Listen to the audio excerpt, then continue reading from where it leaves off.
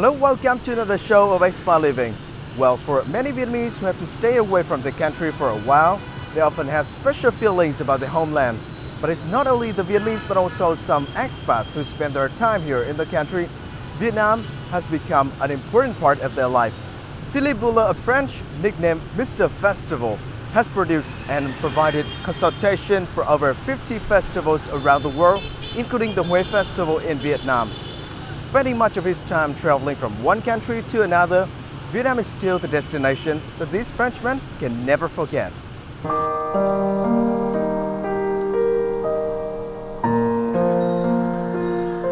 Walking along the beautiful romantic streets, that's what Philippe Bouler, nicknamed Mr. Festival by his friends and people working with him, loves to do whenever he comes to Vietnam.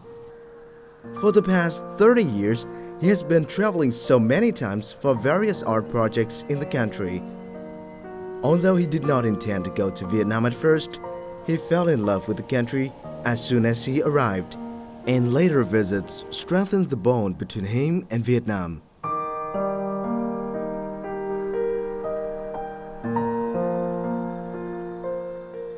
I've been working during years for the French government when they organize big events abroad.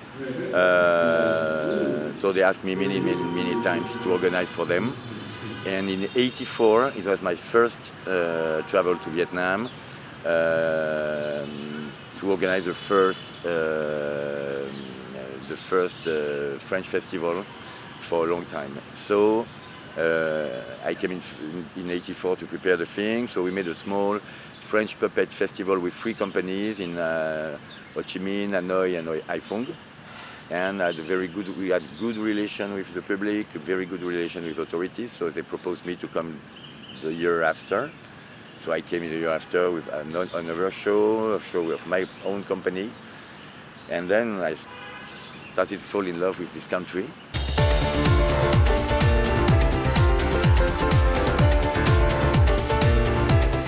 Having spent years at university and graduating with a degree in law, Philippe Bouler suddenly realized that he has absolutely no interest in the subject. At that moment, his lecturer introduced him to a culture project. He grabbed the chance and then never stopped. Philippe Bouler has been traveling around the world during the past 30 years, doing countless art and culture events in the US, South America, and Europe. Under the direction of Philippe, many of those events, which aim to promote cultural identity, friendship, and art among nations across the world, have been a real success. The Vietnamese city of Huế was one of his destinations.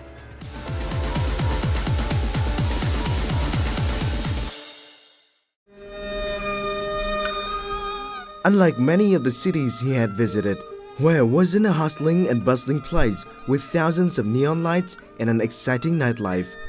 Huế won the heart due to its poetic beauty. As art producer, Philippe tried his best when organizing the Huế Festival.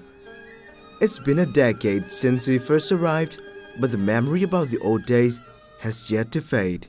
At the end of the 90s, the French government asked me to cooperate with the Huế province to organize a big festival in Huế. It was a wonderful experience, and I was starting this experience for 2 years, but I've been working in Huế from the '99 and until last year. So it was a long way of 13 years working with people in Huế and organizing. Directing the festival at the beginning, and then counselor of the festival, and working with the direction of the festival and the People's Committee of Huế.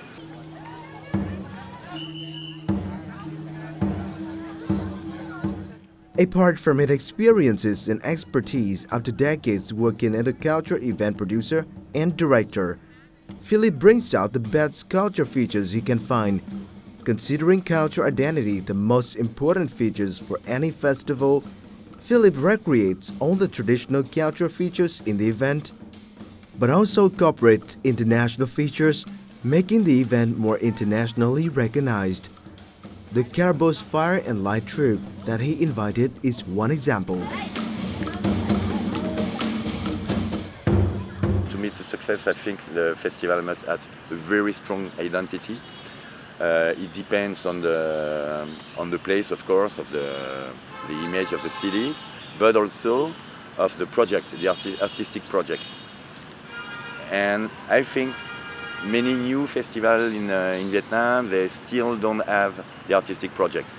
They try to make a little bit of everything, and I think it's kind of reflection they must have to think what could be more helpful for for the public and for the artist. Because it's very important. It's culture in the city and the festival is can be very powerful for the growth and in the economy way. We changed a lot with the festival.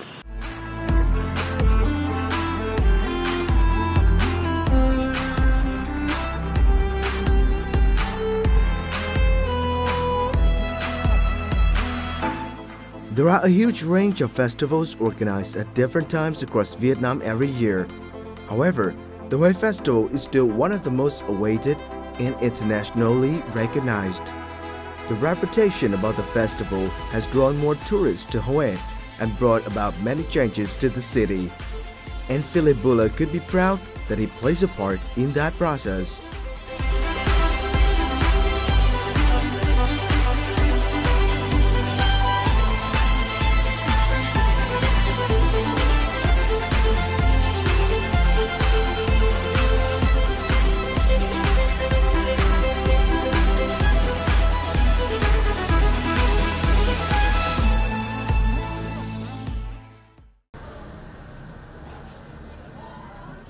With a great love for art, especially music, Philippe spends quite a lot of time for the Vietnamese music scene.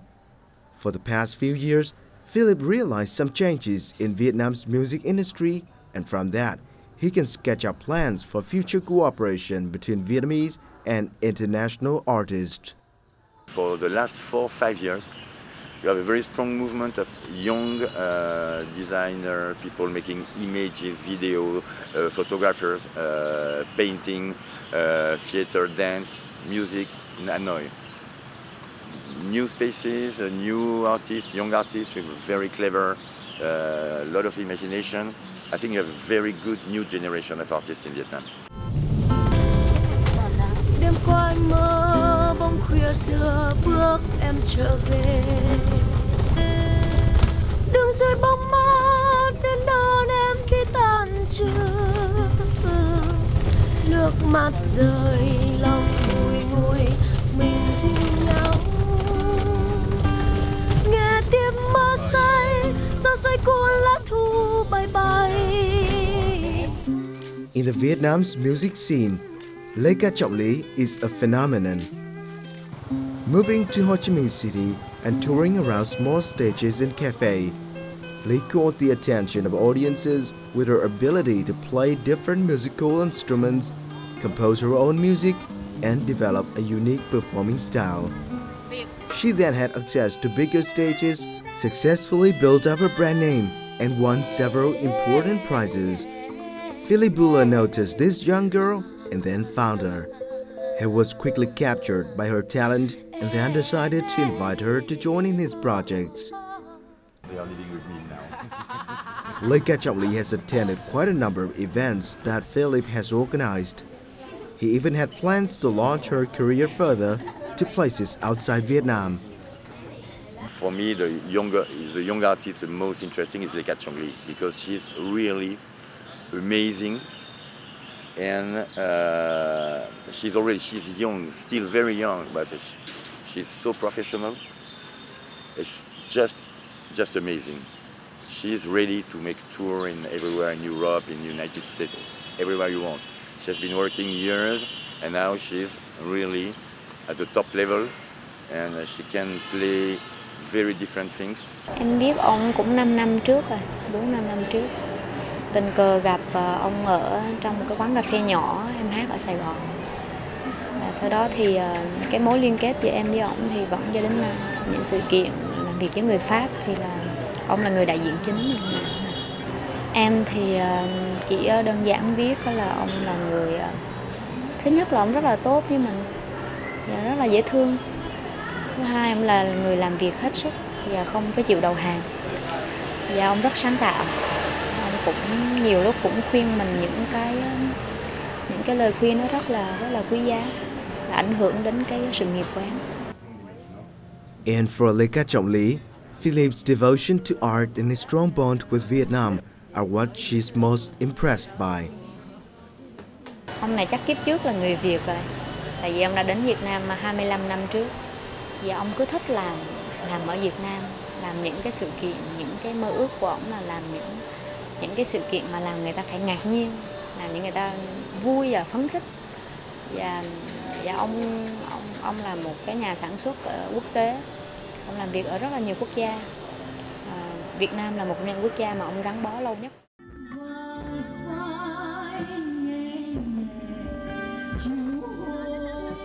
Thanh Lam is another name that Philip thinks of when he has an art project in mind.